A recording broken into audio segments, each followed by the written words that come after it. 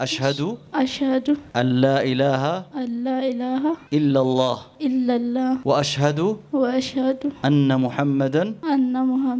رسول الله ربي ملي حق أن كان جبرمو أكا هنجري رقام بها نبي محمد إرجما ربي تأوساني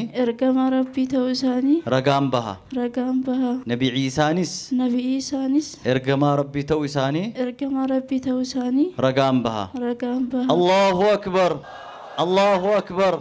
الله أكبر الله أكبر በጣም ከሚገርሙኝ ነገሮች እኛ ሙስሊም ነን ዲን ውስጥ አለን ከምንል በላይ እኔ ያለፈው ጁምዓ መስጂድ ጁምዓ ሰግጄ